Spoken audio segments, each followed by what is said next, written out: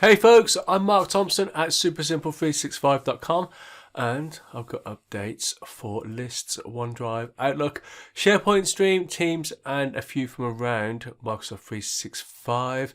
Welcome to our first update for January. Let's get straight into it. Okay, and our first one is for lists. Microsoft Lists calendar week layout. What day is it today? Just yesterday I could have used this. Okay, so I've got somebody who has created a calendar in lists. It looks real good. It's just for their events. We have it set up so in a channel, people go to into this one Teams channel. They update the calendar. They select certain types of events. So when people then look at other calendars, other channels, and then they look at the calendar in there, it's filtered to show only the events which are relevant to that channel. And it looks great, but it'd be nice to be able to just split things out a little bit. Look at the screen now. If we just zoom in a little bit, see how it's just kind of, you can see the day by day across the top, and down here we've got the hours. That would have been great. Anyway, folks, so let's get back to the slides. You can switch easily between the month and the week layouts. Supports all the features you'd expect. So some of that nice stuff, it's not on this screen. I do apologise, but the ability to drag stuff to unscheduled, drag it around on the different time slots, all that, and it updates the metadata for the event automatically. That all works, and it is due mid to late January. So the second I see that, I'll be using it. That's going to be a really nice layout. So straight on to OneDrive. New activity column in OneDrive. So I know I've talked about this before, and you probably have this, but I've been talking about this for so long that I thought I'd better just give you a reminder that it's here. Now, look at this. On the right hand side, we've got our activity column. Now, there's nothing in it because this is from my tenant that I use just for checking stuff. So in there, it would show me updates like user comments, the updates, what people have done with it. So in my OneDrive, if I'm sharing a file, this column will help me keep up to date with what other people are doing with those files. And it's available for many of us now. However, might be as late as mid-February for some people. Look at that second bullet point there. Also appears on the new home experience. Let's see what that is all about. So, OneDrive Home. This is a new experience you're going to get when you open OneDrive online. So you can see here over on the right hand side, we have this new icon here, this new button here, sorry. And this is where you end up. So it shows you all the files that you've opened up. Now you can see here that you can just filter it by your Word, your Excel, your PowerPoint, whatever it might be. And of course we've got our activity. So that's the last thing I just showed you on that previous slide. Here you can see the type of activities you get. For others who have edited it, people have shared it. That's probably a good one. Who else is sharing that document? Anyway, so that's looking quite good. Oh, what you're used to, My Files, that is still there. Due early to late February 2023. I quite like that. If you go over to the blog, I've got more information about it and I show you the before and after the change. Okay, so onto our third main app already. Meeting recap on Outlook on the web. So you've got at the moment this is for scheduled team meetings. You can see here that after the meeting, the person has opened the invitation again, and at a glance, they see in the recap the notes which they can read, the agenda, the recording, the transcript, the attendance. Oh, I think this is going to be great. So like I said, it's for scheduled meetings only. There's all sorts of other types of activities or meetings that it won't show for, but I bet you those will catch up. If you are interested in that, hop over to the blog and you'll see. Just a reminder that none of this stuff is actually stored in Outlook. It's still stored in its original place. These are just links, and the original, the owner has still got control of them. Due, folks, late February to late May. It's got quite a long tail, that, hasn't it, for a web app? Okay, so you just caught me having a drink there. I apologise. So Outlook delayed. Outlook on the web update locations for message compose options. So that's just some of the details going from the bottom up to the top of that compose. Reactions to email messages in Classic Outlook. So you can already do this on the line, online. Now, due for Classic, as late as March for some folks. So this is the ability just to give a thumbs up or a smiley face to an email, which I think is a great alternative to replying saying, yeah, I've got it, yeah, that's okay, or yeah, that's fine. Just give it a thumbs up, that's cool. Okay, Context IQ, inline search during email composing Outlook, now due by early February. So that's just the ability to start typing, do the curly at sign, start typing something. It will then search people, files, all sorts of stuff. It's a really nice looking feature, but a little bit delayed. Delayed also is using loop components in Outlook Desktop. You've already got this in your browser version. It's now expected to be rolled out by late February this year. Okay, so a few more delays for Outlook. The recall of read messages now due by mid-February. Now it's important that you know about this because you might read an email, then it might disappear because the person recalled it, and you're not sure whether you actually saw it or not. So it's important that you and your colleagues know that the ability to recall read messages, which is the new part, is coming, but it's a little bit delayed. What else we got here? The cloud signatures. So you get a new computer, you got to recreate your signature or copy it from an old one. It's going to be stored on your account rather than on the machine, but due now by late April. It has to make a few changes, so they've pushed it back until it was properly ready. Now, these ones to watch. Just a reminder, folks, that this means that these are almost always from the roadmap, and I've got a title and maybe one paragraph, half a paragraph to tell me about it. So these are just scant details, and I'll probably tell you more about them next month. Bookable time, so it's just a page that allows people to go to, and they can see when they can book time. They can manage that time they're booking with you. So it's just a nice experience. So to get that time with you, it says due January, but obviously I'm not sure whether I'm just missing something. Maybe I'll revisit that next month and see what's going on with that time-wise. Desktop accessibility ribbon. So they're just doing a better job and surfacing the accessibility ribbon on the desktop version of Outlook. That's due March. I'll tell you more about that next month. Okay, let's see what's going on over in SharePoint. External file request for SharePoint document libraries. This looks awesome. So it's going to look something like this. Now this, if I'm honest, is actually from OneDrive. You can see I've just got to put a little note down there. And what it means is that you can go to a library in SharePoint, and you can, from that location, click this request files, and that will send it'll send an invite, an email to the person outside your organization or wherever they are. And when they upload a file, the file that you've requested, it will go in this location. And I think it's a great alternative to them emailing it to you, and then you upload it. That third point on there, it could be dependent. So there's some chat on Twitter when I shared this about whether this is dependent on external access to files in SharePoint for this to work, or whether that's been decoupled and actually it's not dependent on this. But I wonder whether a lot of organizations won't allow this because of the external element of it, or if it's external, and can it be internal requests only and not external? We wait to see when it comes out, and it's due early February. Okay, a quick delay. So private drafts for SharePoint pages and news now due by late February. I've talked about that quite a few times, so let's just move on. The SharePoint site templates, which were announced in December, now might actually come in February. Those last couple there, folks, make sure you hop over to the blog, read the SharePoint section, and then you can read all about those. Okay, let's see what's happening in Stream. So Microsoft have given notice on the classic version of Stream. So you might already know this. So we have the classic version of Stream, which you've traditionally accessed through the 9 little dots, the app launcher.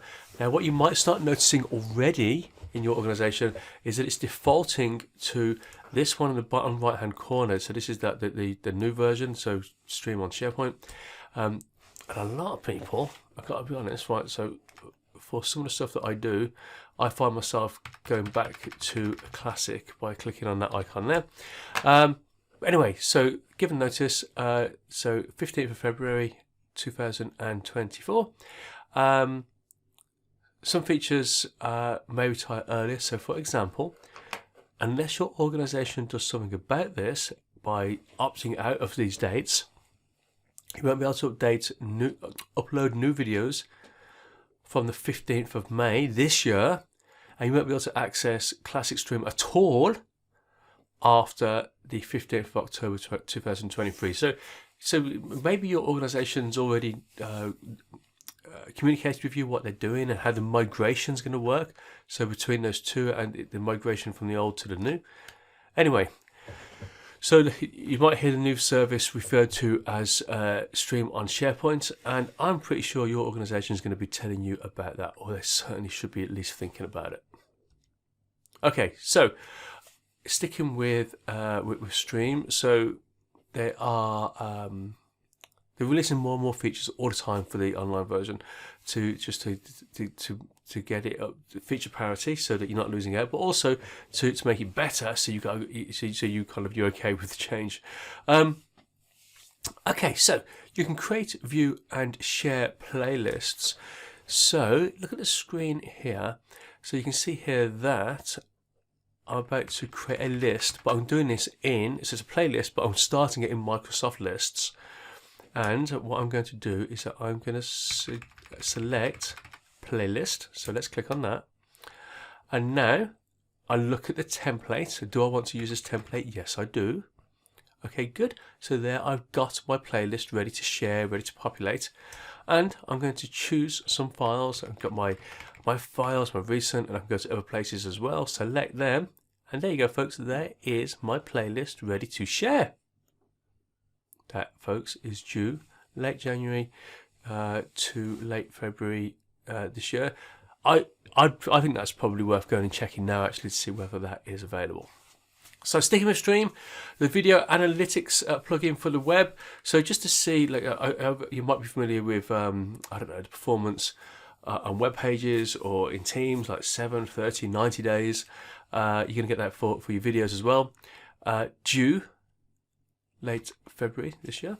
I'll probably tell you more about that another time. Want to watch timeline markers in Teams meetings? Look at this one. So it knows my name, and obviously when a meeting's recorded, the AI behind the scenes kind of knows what's being said, and when they say my name, it's going to create a marker so I can jump to those bits where people are talking about me or giving me tasks to do, probably more like. Okay, that kind of leads us on really nicely into Teams, actually, doesn't it? So let's see what we've got in Teams. Actionable missed call notifications in the Teams activity feed. Okay, so just a quick one now. So someone's called me, I've missed it. I don't have to go to my calls or go and have a look in the calls app on the left-hand side. Right from there, I can just click call and I can just make the call right from there. So I think it's easier to spot your missed calls and to call back that person. Due mid-February in Teams. Okay, Teams in context stores. Okay, so the example we see on the screen here is that a person is looking at a chat. They've clicked the little plus sign at the top, and you can see here that the store is showing. So we've got our apps and we've got a store here, and we can add from there. Now you will see a slightly different experience when you're in the chat tab or message extensions or your app mentioning or the bot menus. Look out for that, folks. I think that's going to be it just to the in context bit. It's just trying to be more helpful and showing you things that you can use in that particular context. Due late January to late February this year. Okay, another absolutely stellar update. Automatic lowering of people's hands once they speak. How many times have you been in a meeting and the speaker says, "Hey Bob, is your hand up again, or is it still up from last time?" Or when you're running or you're in training or presenting and you look and you see a couple of hands up and you're not sure whether that person has got another question or they just left their hand up. Anyway, look at this. So that person is going to get this notification and say, "We've noticed that you've spoken and we're about to put your hand down in a few seconds, and you have to do the intervention. You have to say keep it raised if you want to leave it up. Yeah, they get a notification. Desktop only for now. Due mid to late March 2023. That's one of my most popular tweets over the last couple of months. I would say that's had the most likes and the most retweets. I think that's going to be. It's one of those really small things. Very quickly you'll get used to the fact that you've got it, but I think it's going to be a really nice update. Wiki retirement. This is interesting. So, do you remember we used to always get in Teams a wiki with every single channel, and then they stopped doing that, and then you didn't get the wiki. So wikis are being replaced with OneNote. Now I really like this. I really like OneNote. I always encourage people to add a OneNote, especially if well, not always. That's not quite right. But if we're having we have channel calendars, or we've got a channel that's dedicated to meetings. We'll often have OneNote up there. So I really like the fact that they're embracing OneNote. I think also this is going to be a gateway to OneNote for a lot of people who just don't have any reason to use it. This will be a nice, easy way into OneNote, and I think people who are new to OneNote are going to really like this. So you can still access your existing wikis, but you can't create any new ones, and you've got the option to export them. So if I was to click on this wiki here, I'm going to get the option to export that to notes. So it's going to appear as notes, by the way. Sorry, it's going to appear as notes, but it's actually going to be OneNote.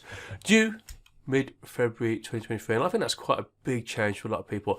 One of the reasons that I like it is that the people who know how to use OneNote, who haven't used wikis before, don't need to learn something new. Now I know, of course, wikis are nice and easy to use, but actually people who can use that tool already, why should they have to learn another one? So I think that's a really good consolidation of the skills that people already have. Video filters in Teams meetings is new feature in Teams meetings, allows you to augment your video with some special effects. Let's have a look down here. We've got some wavy things, small wavy things there, proper wave there, and some other effects. Yeah, it's nice enough, right? I don't know what to say about it. It's a bit like, okay, so if I don't know, maybe it's a way to express yourself. Now, it's interesting. It's going to be provided by Microsoft and third-party partners. I'm sure it's going to be awesome. Maybe I'm just a bit grumpy about. I don't even know what to say about it. Yeah, you can have some pretty patterns on your video. Anyway, before I sound like I'm too negative about it and say that I can't see the point of it. And I do find myself wondering whether will this increase bandwidth for the CPU on your computer, or will it be dependent on the machine that you've got? But I'm sure people will love it. Due February to late April. Amazing. Expanded view of the profile card in Teams. So these screenshots are actually from Outlook. So you get this skinny kind of abbreviated version here, and you can expand it and you can see a lot more information about the person. I know it's small. Let's see if we can just go in. So we've got contact, organisation, files, emails, LinkedIn. So you got a lot more information, and that is coming to Teams, and it's going to look something like this. This is when you click on someone, you're going to be able to see a lot more information about them. It's already available in Outlook. So if you're curious, hop over to Outlook and have a look. Coming to Teams February to April this year. Okay, that pretty much wraps up Teams. Let's have a look at what's going on around Microsoft 365. So I'm not going to be a lot, but this is interesting. Now, when people give praise, it's going to start surfacing on your card inside Teams. So in praise, it's great that you can give people praise and you can just show your appreciation of them. Now, it's going to show up for people who you've chatted with or engaged with in the last year, so not everybody, and you can see theirs as well. Now, you've got the ability, if you want to disable that. So if you don't want people seeing all the praise that they've given you, then you can turn that off. Now, different organisations have different cultures. So if you've got a culture of, and different countries and cultures and organisations have got different cultures, but I've had some light-hearted ones from colleagues that I might not necessarily want showing up on there.